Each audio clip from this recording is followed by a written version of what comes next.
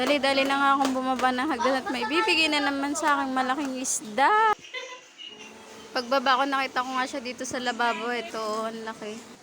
To the rescue ang ate Tara, samahan niyo ako maglinis nito.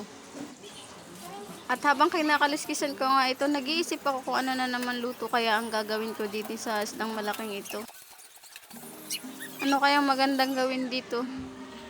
Noong una kasing nakahuli nito yung papa ko, niluto ko naman dito is sinigang. Ay ngayon kay ano kaya ang gagawin ko na naman din eh. Ayan, natatapos ko na nga po siyang kaliskisan. Akin na ang hiwa-hiwain ito.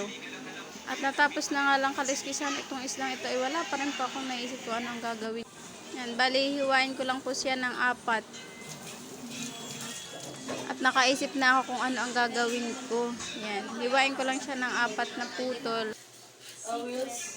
And then hihiwain ko po siya ng parang padaing. Yan po yung gagawin ko muna dyan. Dahan-dahan ko pang hinihiwayan kasi sobrang lambot yung laman yan kasi baka madurog.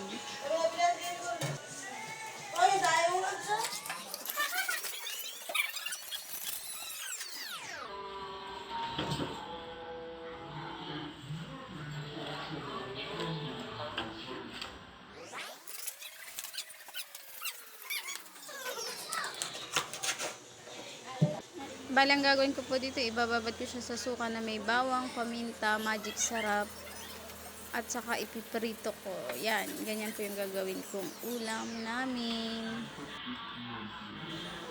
Dahan-dahan ko pa rin po siyang iniwa kasi napakalambot po talaga ng laman niya. Yan, kung makikita po niya, dikit na dikit siya dun sa pinakang tinik niya.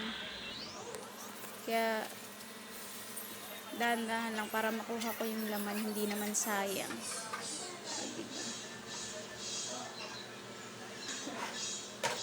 Diba, yan na siya nung natapos ko na.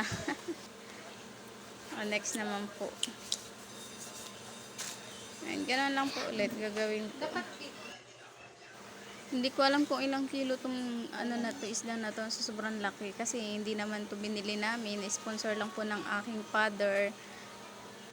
Yan, kasi kapag may nahuli po siya, binibigay po talaga niya sa akin kasi yung mga kapatid ko po ay napakatatamad magsipaglinis ng isda. Ewan ko ba, hindi siguro din mga marurunong o sadyang hindi lang talaga pinag-aaralang matutunan. Yan, kaya sa akin niya na lang binibigay para may ulam din siya, bibigyan ko.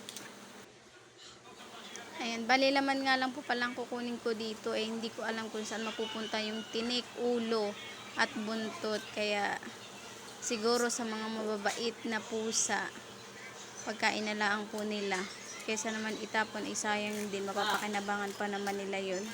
Kahit pa paano may matitira pa namang laman-laman dyan kasi hindi ko na sinagad at ako'y nahihirapan na din.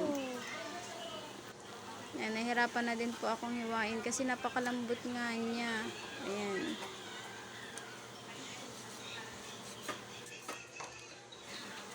Thank you for watching.